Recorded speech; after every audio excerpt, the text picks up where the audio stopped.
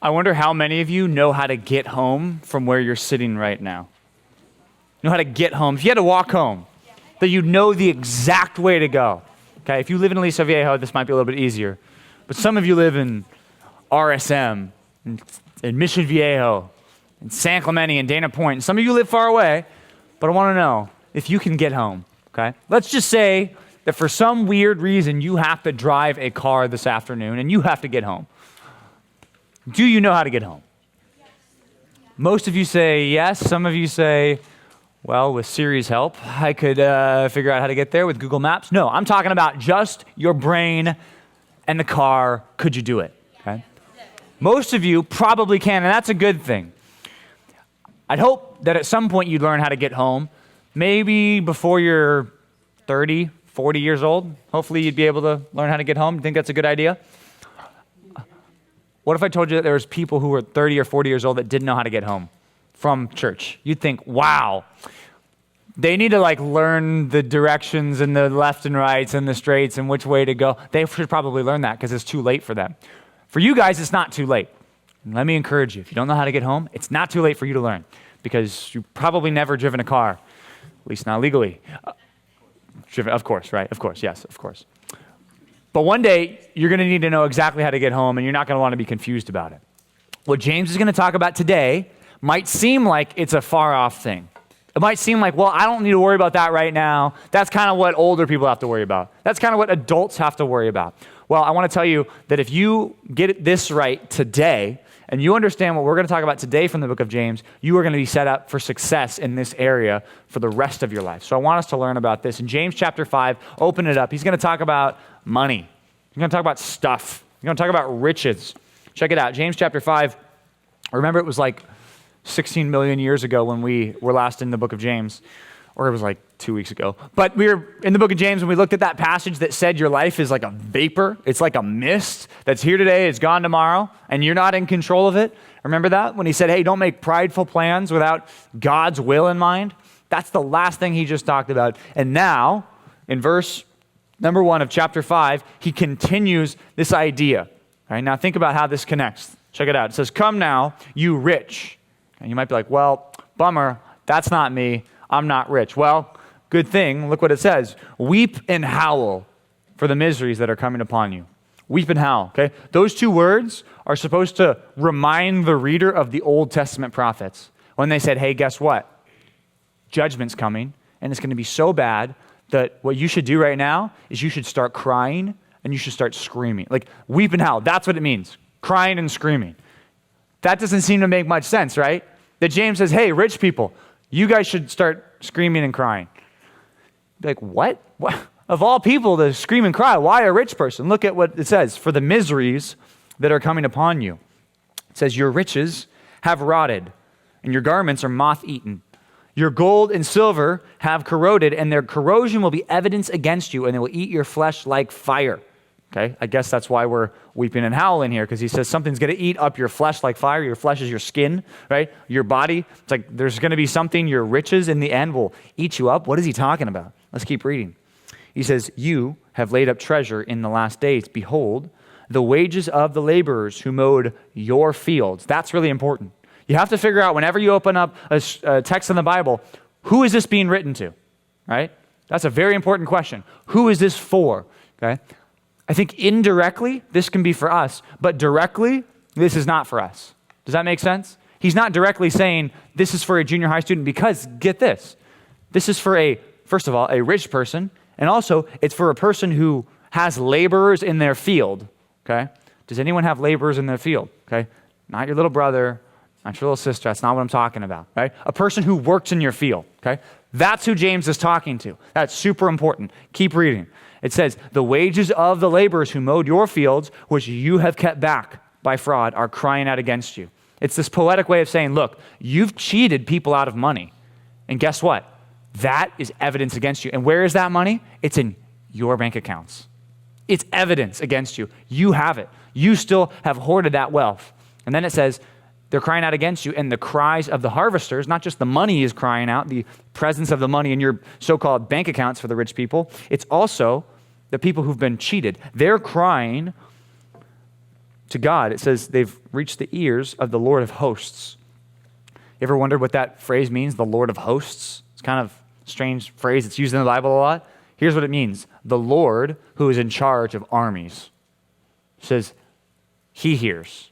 He knows that you've frauded people out of money. He knows that you've cheated people out of their wages. That's serious, right? That's his point. Look at verse 5, talking about the rich people again. He says, you've lived on earth in luxury and in self-indulgence. You've fattened your hearts in a day of slaughter, right? You know when cows like eat a lot of grass and they get super fat so that they can be In-N-Out hamburgers, right? It's kind of like a humane, like, I just like, what does that mean? Well, you can figure that out, right? Just like dead, right? And they become your hamburgers, and it's a good thing. Unless you're a vegetarian, then I guess you don't think it's such a good thing. But I like In-N-Out and other kinds of beef, steak. I don't even know what else. There's hamburger and there's steak. I don't know what else comes from a cow. Milk. Well, that doesn't involve killing them. But what's the point? He's saying this. You guys, who he's talking to, he's talking about rich people, you guys have filled your hearts in such a way that you're like a cow that has been just eating. This is so good. This grass is so good. Dead. Right? He's like, okay, the fact that you've been eating, you've enjoyed that, but guess what? That's only made you more ready to be killed. What he's saying about these rich people is, you guys have gotten more and more stuff, and that's only gotten you more and more judgment in the end. That's why he says weep and howl. Look at verse 6. This is really bad what they did. He says, you have condemned and murdered the righteous person, and he does not resist you. That's the end of the text that we're going to look at today, but I want you to get this. You might say, well, I'm not that person. I'm not a rich person. I don't have like a field with servants who are like, I have to pay and then I don't pay them. I don't have that. I'm not a boss. I don't have employees, okay? Here's the thing. One day you will. One day, you are going to be in this situation. And how you set up your mindset right now and the goals that you make are so important, because what generally do people want when they go to work? Why do people go to work? They go to work for money, right? And when people talk about, hey, I want to be this job, I want to be this job, what's usually the thing that they say drives that decision? Money, right? I want to get a job where I can make as much money as possible. Can I tell you something? That's the wrong mindset. The Bible says that is the wrong mindset about money. And if you can get that in your brain right now, that's going to change the way you live your entire life. We can even write that down for point number 1. Change your mind about money. Change your mind about money. He says, come now, you rich, weep and howl for the miseries that are coming upon you. Okay? Seems like you shouldn't want to be this person. Okay? And before we get any further, it's really important for us to understand this. The Bible does not say that having money is sinful. Okay? It doesn't say that having money is sinful. It doesn't even say being rich is sinful. Okay? He's talking about a certain kind of rich person here. Okay? What has this rich person done? First of all, they've hoarded all this stuff. They haven't been generous. They've also kept back money from people that they owed it to. They've cheated people. And then verse 6, remember that? It says they've oppressed people and they've even murdered people. Why? For money. If your goal going into your career, your life, your high school, your college is, I want to have a job where I make the most money and it doesn't really matter how I get it, that's what I'm going to do, you will end up like this person. That's why I want to warn you today, change your mind about it. Most people say, I want to be rich so that I don't have to work anymore, right? That's kind of the goal. I want to be a billionaire by 30 so I can retire and I can live in the Bahamas and I can live here and I can live there and I can go wherever I want in life and do whatever I want. Look at verse 5. He says one of the things that's bad about these rich people is they've lived in luxury and in self-indulgence. Self-indulgence.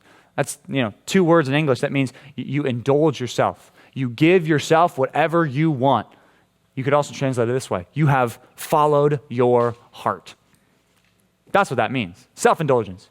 You've done whatever your heart has desired. He calls these people out for that, right? But some of us say, that's what I want to do when I grow up. I want to just go out and get as much money as I can so I can spend it whatever way I want. This is why this text is so important for you. Jesus said something about rich people who didn't have an inheritance in the kingdom of God. He says, woe to you who are rich in Luke 6:24, for you have received your consolation. He says, you guys are in trouble because guess what? You're rich, and guess what? That's as rich as you'll ever be. Once those are gone, that's it. For people who aren't right with God and all they focus on is money, guess what? That is so not worth it in the end. That's a bad investment. some things you need to realize about money. First of all, first way to change your mind about money is realizing whose it is in the first place. Okay? When you think about the money in your wallet, you think about the clothes that you have, you think about the stuff that's up on your walls or the device you have in your pocket, whose is it? Whose is it? Seriously, think about it. Your stuff. Think it through a list of what do I have? Right? Whose is it? Okay. James 1:17 says, every good and perfect gift is from the Father. Everything you have, even your talents and your looks and anything that you think you possess and nobody else can touch, guess what? It's God's. It's not yours. Okay? Doesn't that change the way you view money? If you say, okay, this money is not even my money, it's God's money that he's given to me to use for him, guess what? I guess it doesn't make sense for me to hoard it up and spend it on my own things. I need to spend it on what God wants me to spend it because it's his money in the first place. But most junior hires don't think that way. And if you think that way, you'll be unique. You'll be different. You won't be like the rest of the world because they say, no, my stuff is my stuff and you can't touch it. The Bible says, no, that's so backwards and so opposite. Your stuff is God's and he can do whatever he wants with it. And good Christians who submit to God say, I will do whatever God wants me to with the stuff that I have. It's so important for you to get right now. One of the reasons it's so important is because Jesus said in Luke 16:13, Jesus says, no servant can serve two masters. For either he'll hate one and love the other, or he will be devoted to one and despise the other. You cannot serve God and money. You cannot serve God and money. And some of you think, well, I'd have to be rich to serve money. That is not the case. Some of the most greedy people in this world are people who don't have much. If that's all you focus on and that's all you care about and that's all you find your identity in and that's what you're so consumed with, then you don't serve God, you serve money. Think about that. There are people in this room who could go to hell one day because you never stopped loving money. Do you realize how big of a deal that is in your own heart? That's huge. And that's why if you get it right now, and if you understand even this morning, I can't love money like that. No, money cannot be the number one place in my heart. God has to be. If you can understand that today, it can change your entire life. You cannot serve God and money. You could also replace money with anything, with your stuff, with your popularity. That phrase works the same way. No servant can serve two masters. You cannot serve God and your popularity. You cannot serve God and your pleasures. You can't serve both because one of them is going to win.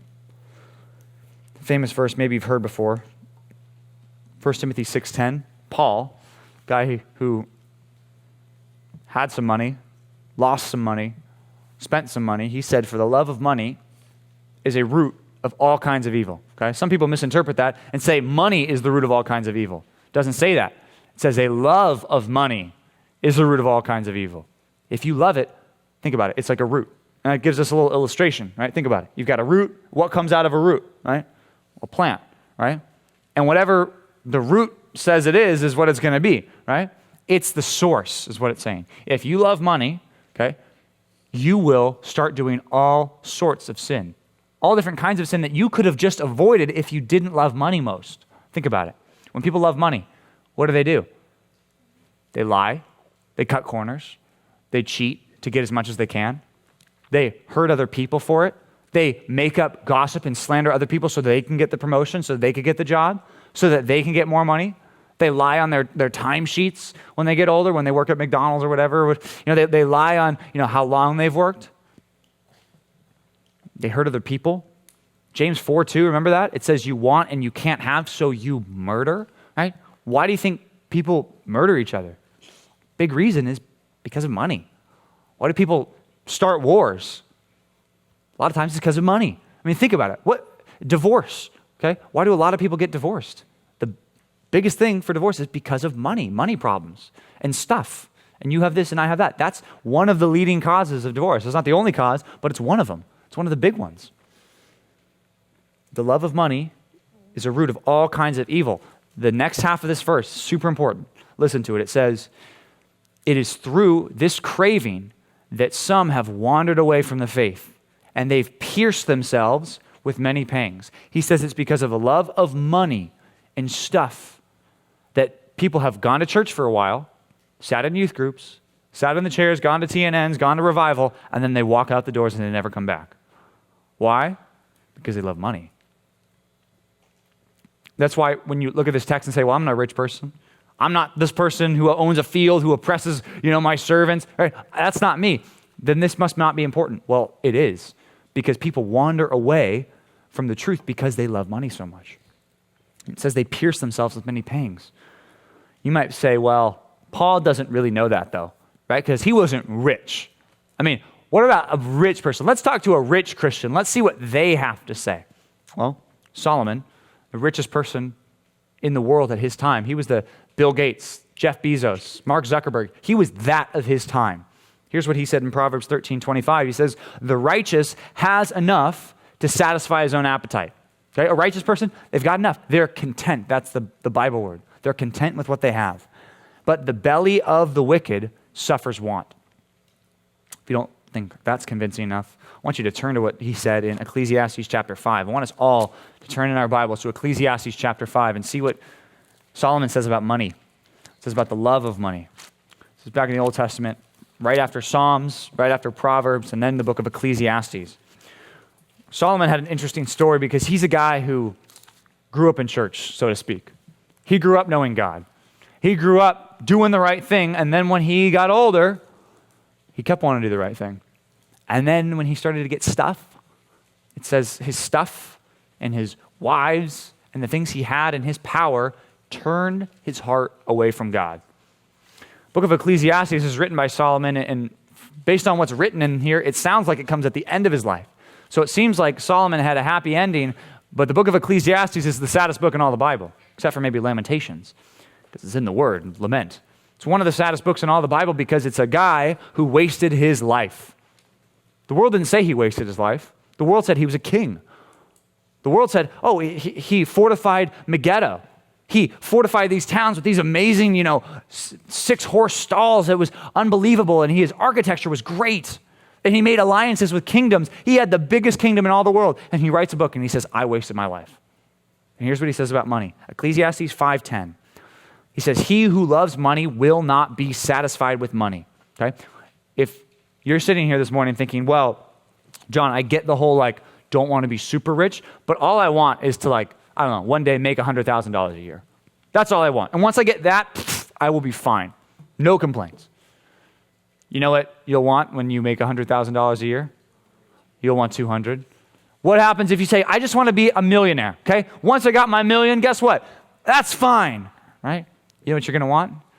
You want more because that million goes really fast.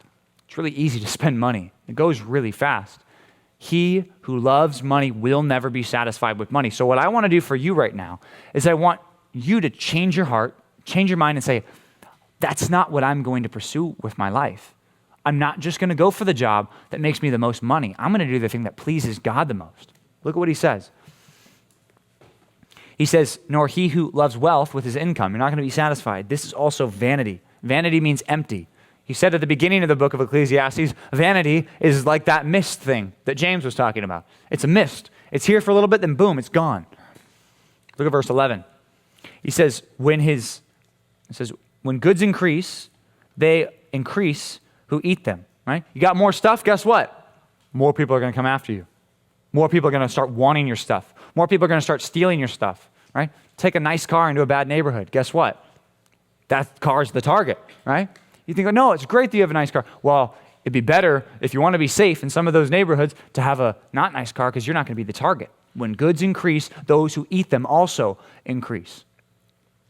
He says, and what advantage has their owner but to see them with his eyes? I mean, what's the benefit of having a bunch of stuff if everybody's constantly attacking you to get your stuff and all you spend your life doing is guarding your assets, right? He says, that's hardly a good life. He says, sweet is sleep in verse 12. Sweet is the sleep of a laborer when he eats little or much, but the full stomach of the rich will not let him sleep.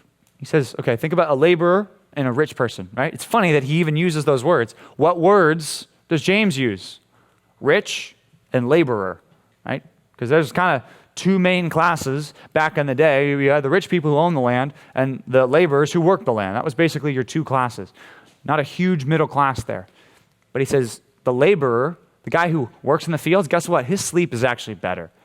Because whether he gets a lot or gets a little, guess what?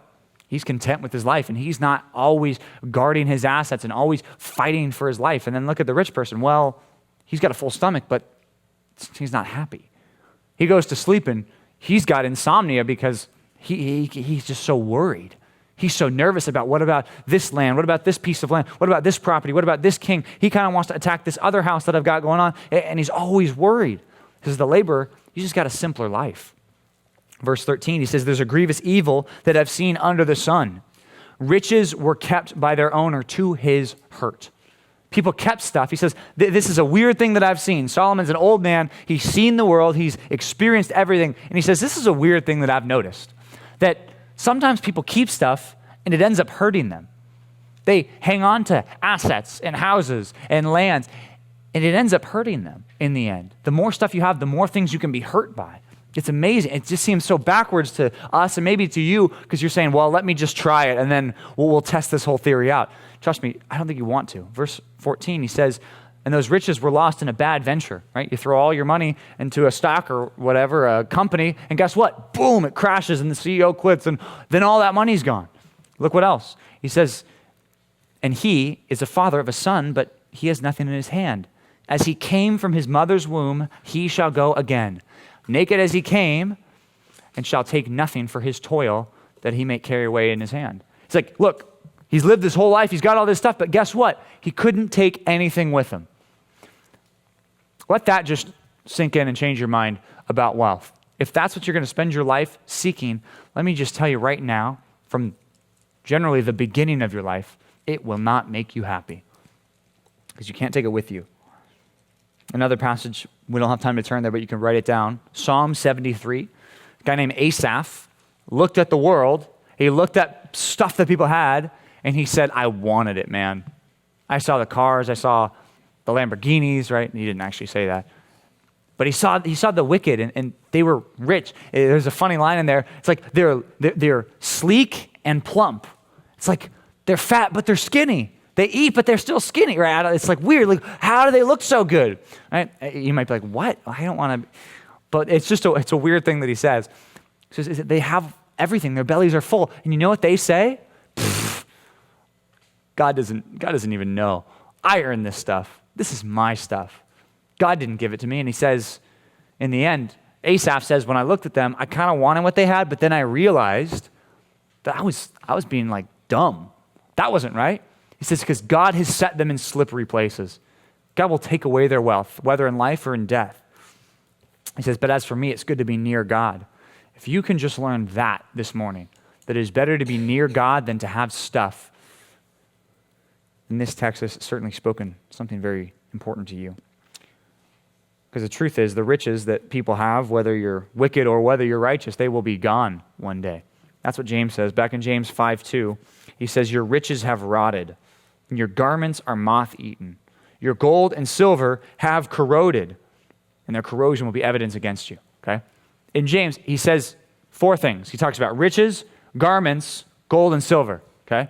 I want to show you something that's kind of funny about this. Okay? He says riches. Okay? Riches. That word, at least in the Greek, usually can refer to like food portions. So imagine this. Your food that you've got, guess what? It's rotten. That's kind of the idea. He says, you got a lot of food, guess what? It's going to rot one day. And then he says, your garments, they're moth-eaten. You're like, what? Rich people have got nice clothes. Well, but one day they're going to be moth-eaten. Also, your gold and your silver have corroded. Guess what? Gold and silver doesn't corrode. Think about what he's saying. Their garments are not moth-eaten at the time. Their gold and their silver, they have not corroded. They are still very valuable, right? Their riches surely haven't rotted. But what is he trying to say? He's trying to say, look, if you rely on that, guess what? They will fail you in the end. Because one day, guess what? They will rot. One day, your gold and your silver will not be worth anything. Every millionaire, just about every millionaire, when they come to the point of their death, say, I'd trade it all for more time. I'd trade it all for family that I never had because I was so worried about my stuff and my riches. Point number 2, we want to get our minds right about money. I want you to rely on God and not your money. Rely on God and not your money. It reminds me of the days of the Bible bucks. Remember the Bible bucks? Yes. Remember that? Yeah. Does anyone still have Bible bucks? Yes, a couple of people still have Bible bucks, right? Can I tell you something? Bible bucks are worthless. No offense, but they're worthless. Well, they weren't though, right? They weren't when you were in 5th grade and you were saving up. Guys, I have to tell you, when I was in the kids ministry here at Compass Bible Church, it was a different time, man. Bible bucks, it's more simple. The inflation rate of Bible bucks, can I tell you something? Wow, it is extremely high. We only had ones. When I was in like 6th grade, they invented the 5. And that was like, whoa, that's crazy. A 5? Like we had ones. This one guy, I was so mad at him when I was a kid. I was so mad at him because he had more than me. And I thought I was pretty good, the whole Bible buck thing. I thought, I come to church every week. I always remember my Bible, right? Mr. Rush always gave me Bible bucks. Like I was there, right? He was there when you were there, and so me too. And yeah. And James Shimabukuro, this dude had more than me, okay? He didn't just have more than me. He brought a pencil case. You remember the pencil cases? Like the full, not like a little sliver, but like the one that he had like 4 stacks of money just filled to the brim. And it was like coming out. He couldn't even close it anymore. It was like a dude with it's like a briefcase, like here's $1 million, right? That's how James was with his Bible bucks. And I thought, man, he's got more than me, right? And we're friends, so it's not like I hate him, but I did a little bit. It made me mad. But guess what? Those Bible bucks are worth nothing. And if he was to right now say, hey, John, guess what? Check out these Bible bucks. You impressed? I'd be like, James. No, I'm not impressed. That's lame. I can't believe you just pulled out the Bible bucks. That's lame. And if you said, no, I've been paying my college tuition with the Bible bucks. You'd be like, what kind of school are you going to, bro? It's like, no, okay, that was a lie. I wasn't paying college tuition, but I'm going to pay rent with it. My landlord's going to be like, oh, Bible bucks? Absolutely. Thank you. Right? No. Why? Because they're worthless to us now. They're worth a lot to a 3rd grader in the kids' min room, but they're worthless to me now. That's how you're going to view money one day. That's how you're going to view money one day and your stuff. You're going to look back from heaven's perspective and be like, I can't believe we worried so much about money. Can't believe we worried so much about our Bible bucks, right? And some people are going to lose friendships over those Bible bucks. I mean, think about it. I don't know. I haven't been in the kids' min world, but I'm guessing there's some relationship strife with some people over their Bible bucks, okay? I bet, little Jenny and little Sally are having some fight, and a little Kyle and a little Jake are, I don't know, that's just random like stock names. Just like Jake and Kyle. If your name's Jake or Kyle, my apologies, but that's just funny to me. Can't you just picture it, right? With like spiky hair, right? And with like a button-up shirt that looks like your director's. Like a shirt that his mom picked out. Like Jake and Kyle right now are probably fighting over Bible bucks, right? And you would probably tell them, hey, Jake and Kyle, don't ruin your relationship. Jake, don't ruin your relationship with Kyle. Jenny, do not ruin your relationship with Sally over Bible books because it's not worth it. Because one day, it's not going to matter anymore. And you shouldn't definitely rely on it because guess what? The second you step out of our church, guess what? They're also worthless. They can't take it to Target and say, hey, can I get whatever you get at Target, everything, the world, buy me the world at Target, right? They can't take it to Target and say, yeah, here you go. Can you give me some change? They'd laugh at you, right? That's why it's dumb to rely on your money because one day that's exactly how your money's going to be. It's powerful right now because guess what? It makes people feel safe, right? Having a lot of money, it's like, okay, I want a lot of money because it'll make me feel safe. It'll make me feel secure. But what does Ecclesiastes say? Dude, the more you have, the more insecure you're going to be. But if you right now can focus and think, okay, my money is God's money.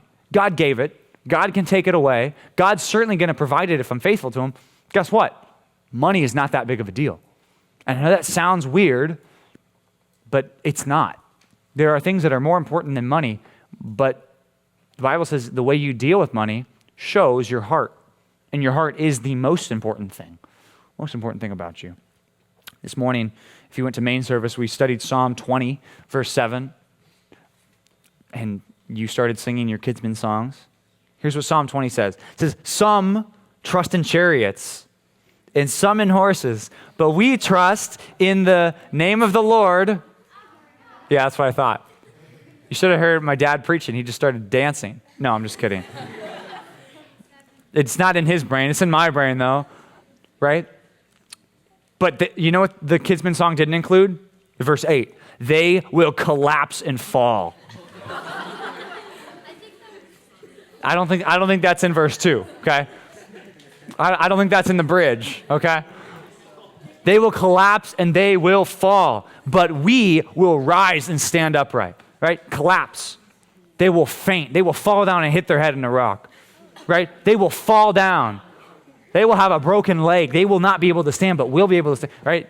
Guys, things not in the Kidsman songs, but it's okay. It's okay that it's not in the Kidsman song. That first line is probably more important, right? Some trust in chariots, some in horses, but we trust in the name of the Lord our God. The whole context of Psalm 20 is David going out to battle, right? Some trust in chariots, some in horses.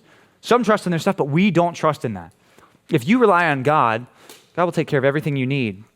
Proverbs 11:28 says, whoever trusts in his riches will fall. Same idea, same word, will fall. But the righteous will flourish like a green leaf.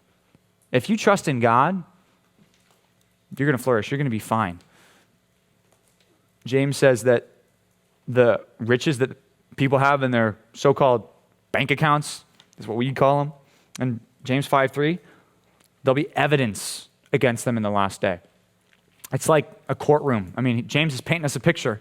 He's saying, imagine you're in a courtroom and someone is being convicted of a crime and someone says, boom, here's some evidence, okay? It says your stuff, condemning these rich people who were mean and got their money the wrong way, your stuff is exhibit A. It's evidence that your heart was not right with God. I certainly don't want that to be true of anybody in this room, that your heart's not right with God, and the first piece of evidence that God will show you is your money, because that's like showing you Bible bucks. You're going to say, wow, that was really worthless. It mattered so much to me then, but it doesn't matter anything anymore. The people who were rich in this passage in James 5 who were mean, they weren't just bad because they had stuff. They were also bad in how they got that stuff, okay? And that's the last thing I want you to look at in verse 4 and verse 6. It says, the wages of the laborers who mowed your fields, which you've kept back by fraud. Look at this. These guys have gotten this money, and the way that they got it was bad. They got it by stealing. They got it by fraud. They said, hey, guess what? I'm going to pay you tomorrow, and they didn't pay them. Oh, well, next week, I'll pay you next week. And they didn't pay him next week. And then they got more stuff, and they said, guess what? They can't do anything about it because they're poor, and I'm rich, and you can't do anything about it. Right? That's what these people did. And verse 6 says, you've condemned and murdered the righteous person. Right? Think about it. People come and say, hey, you weren't fair. You said you give us your stuff. And then they can slander, and they can do something bad. Why? To keep their money. Also, when the law talks about this in the book of Leviticus and in the book of Deuteronomy, when the people of Israel are going into the promised land, God gave some rules. And one of the rules he said was, hey, if there's people who are working in your fields, let's say you're a rich person in Israel. If there's people working in your fields, you know what you need to do? You need to pay them. And don't just pay them. If they're poor and they depend on it, pay them every single day. Right? Usually how work happens now at companies, you don't get paid every day. Right? You usually get paid every 2 weeks or so. But he says, hey, there's people who need it every single day. If you worked on a field in Israel, if the landowner did what he was supposed to, he'd pay you every day. There was also this thing where it said, hey, if there's this loan going on and someone uses their cloak as collateral, which is something you put down to prove that you're going to pay it back, he says, you know what you should do when it gets cold? Give that collateral back and then take it back during the daytime when they don't need it. That's how generous, and that's how nice, and that's the business ethic that the people of Israel were supposed to have. Certainly we're supposed to have it as well. Point number 3, write this down. I know this might seem like it's far off, but you need to earn money honestly. Earn money honestly. This will affect the rest of your life, how you deal with money. Earn money honestly. If you're a boss, don't oppress the people who work for you. Be fair to them. Be kind to them. When they ask you, hey, can I go do this? Say, yeah, of course. Help them. Be kind to them. Be a good boss. Some of you are going to be bosses one day. You need to be the best boss you can be. Most of you are going to be employees one day. You need to be a good employee, not cutting corners, not trying to cheat your boss out of money as well. That's also what happens. Sometimes people who work for companies, steal money from companies. Right? And it's not the boss who does it, it's the employee. Right? That's going to be a temptation for you. And the temptation to earn money dishonestly is going to get easier and easier for you the older you get. Right now you'd think, well, I don't know how to earn money dishonestly. Maybe go like stealing, I guess. But I don't want to get caught. Right? One day it'll become a little bit easier for you when you're older. You can cut corners. If you're tempted to do that, remember what God said in Isaiah 10. Isaiah 10 verse 1 says, woe to those who decree iniquitous decrees. The people who are in charge, woe to them. Curses be on them from God when they make laws and decrees that are iniquitous, that are unjust. And the writers who keep writing oppression, the lawmakers who write down oppressive laws. It says to turn aside from the needy, from justice, and to rob the poor of my people of their right, that widows may be their spoil, and they might take the fatherless as their prey. He says, look, there's people in Israel when Isaiah was writing who took advantage of two groups of people, the widows and the fatherless, orphans, widows. Guess what James 1:27 says? True religion is to help the orphans and widows, right? To help the people in our churches, in our lives that need help. That's what it really means to serve God, but these people didn't clearly. Isaiah 10:3 says, what will you do on the day of punishment? In the ruin that will come to you from afar, to whom will you flee for help? God says, because guess what? You can't come to me. You oppress my people, guess what? When judgment's coming, don't turn to me. Don't ask me for help, because I will not help you. I mean, think about how serious that is. God's saying to these people, you've oppressed people, guess what? Don't turn to me for help, because I'm not going to help you. He says, nothing remains but to crouch among the prisoners or to fall among the slain, right? When the judgment was going to come on these people, he says, you rich people who thought you were great, who sold people for, the price of a sandal, that's what Amos says, just like you sold them for that much and you've hurt people, guess what? Where are you going to flee? You're going to be like a prisoner of war. You're going to be like a captive. Or what are you going to do? Crouch down when the armies come in and lay down with the dead people and play possum and act dead? That's all that you can do to try to escape from the judgment that's coming from you. He says you can't turn to me. You ever feel like cutting corners and cheating people out of money? Just realize that God takes that so seriously. Proverbs 10 verse 2 says, treasure gained by wickedness does not profit, but righteousness delivers from death. Then, verse 3 says, and the Lord does not let the righteous go hungry, but he thwarts the cravings of the wicked. Okay, if you're a righteous person and you do what God wants you to do, guess what this is promising you? You're not going to go hungry. You're going to be taken care of. You might not get everything you want. You might not have the latest technology. You might not have the best clothes. You might not have the best situation or best housing, but guess what? God will provide for you if you're this righteous person. But what does it say about the wicked? If you're a person who wants to use God's name in vain, if you're a person who wants to go after God, if you're a person who wants to do wrong things, guess what? If you're opposing God, don't expect him to help you and take care of you. Don't expect him to do that because you'll fall into this category of the wicked. Proverbs 10:9, that was verse 3. Verse 9 of that text says, whoever walks in integrity walks securely. You want to walk secure? You want to be secure? You want to not worry about finances? Guess what? Just walk in integrity. Just do the right thing. But he who makes his way crooked will be found out. See, that's the thing. Usually people steal and, earn money dishonestly by thinking, well, guess what? Nobody's going to find this out, right? Nobody's going to catch me. Nobody will know if I take that extra thing. Nobody will know if I steal that money from the jar. Nobody will know if I just cheat a little bit on the taxes. Nobody will know about that. But God says, no, your wickedness in stealing money and in robbing it from people and wanting to take it from others, that will be found out. God will reveal it to the world.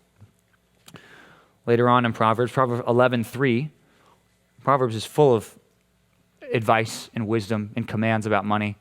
This one says, Proverbs 11:3, the integrity of the upright guides them, but the crookedness of the treacherous destroys them. Right? What ends up destroying these unrighteous people? Their unfairness in the way that they dealt with money incorrectly. That will destroy them. God will use that, turn it on its head, and end up destroying them. People go to prison, right, for stealing money that they thought nobody would catch, nobody would find out. And God takes it and turns it on their head. He judges it. He says, riches do not profit in the day of wrath, but righteousness delivers from death. You can just be righteous, deliver you from death. Proverbs 16, verse 8 says, better is a little with righteousness than great revenues with injustice. Some of you might think, wow, well, I don't have as much as the next person. I'm not as rich as the person next to me. I'm not as rich as them. I don't have as much stuff. I don't have as nice of a house. Well, what about me? He says, better is a little with righteousness than great revenues with injustice. That doesn't mean if you're poor, you are a righteous person. Doesn't mean that. Doesn't mean if you're rich, you're an unrighteous person. But it does mean that if you deal with integrity, you're fall into that category of righteous. So what should we do? What should we do with our stuff? Earn money honestly also. Okay, here's what the Proverbs say we should do with our money. Proverbs 14:21 says, whoever despises his neighbor is a sinner, but blessed is he who is generous to the poor. Proverbs 14:31, that was 14:21, this is 14:31. Listen, it says, whoever oppresses a poor man insults his maker. You want to oppress a poor person? You want to take from them what they need? Guess what? You're insulting God. I don't want to insult God. It says, but he who's generous to the needy honors him. You honor God when you're generous to people who need it. Okay? This is the kicker. This is even more impressive. Proverbs 19:17. This is the last one. It says, whoever is generous to the poor lends to the Lord. If you want to lend to somebody, I think you want to lend to the Lord, because guess what? Psalm 50 says he owns the cattle on 1,000 hills. He owns every car in the car dealership. Think about that. You're lending to him. When you're generous to people in your lives, guess what? You're giving to God. And God owns everything. God can distribute the wealth that he possesses in any way he wants. Don't you think you want to lend to God? I mean, think about it. Literally, think about a car dealership. I know that sounds stupid, right? But a car dealership. God owns a cattle on 1,000 hills. He owns every car in the lot. Okay? One day you're going to have a car and you're going to be tempted to not want to use it for the right things. You're going to be tempted to sin with it. You're going to be tempted to say, I don't want to give that person a ride. I don't want to help my little sibling. I don't want to do that. Whoever lends to the poor lends to the Lord. God owns everything. It's dumb for us not to be generous to the people in our lives. We need to take every opportunity to use our money for something that matters. In Matthew 6, Jesus said that no servant can serve two masters. You're going to love the one or to hate the other. But right before that, he says, don't lay up for yourselves treasures on earth. He says, don't make your life all about being comfortable. Because he says moth and rust, right? They're going to destroy it. Technology, guess what? That iPhone's going to be old and outdated, and you're going to get it wet, and it's going to break, and it's going to get a cracked screen, and it's not going to matter anymore. But he says, lay up for yourselves treasures in heaven. Use the stuff you have now to be generous and to be rewarded by God. It just makes sense. Greed is not something that only rich people struggle with. It's something that we can struggle with. Maybe you struggle with it. Maybe you want more than you have and you're not content. Let me just tell you, you need to be content with what you have and give what you have to God, because you cannot outgive God. Try it. Try to give more than you think you can. Guess what God's going to do? God's going to take care of you. You will be shocked. You'll be amazed if you only trust that he'll take care of you. I know you think, John, I don't earn money. I don't have a job. Well, you will. And I want you to earn money honestly, and I want you to do all these things, not just now, but also in the future. Not just to forget about these things and forget about, oh yeah, money, I guess it's not that important, and relying on God, well, whatever. I want you to remember this for the rest of your life. This is the kind of sermon that you want to maybe look back on in a couple years when you start to get a job. You want to look back on these truths in James 5 and say, wow, God certainly has something to say in here for me. Let's pray.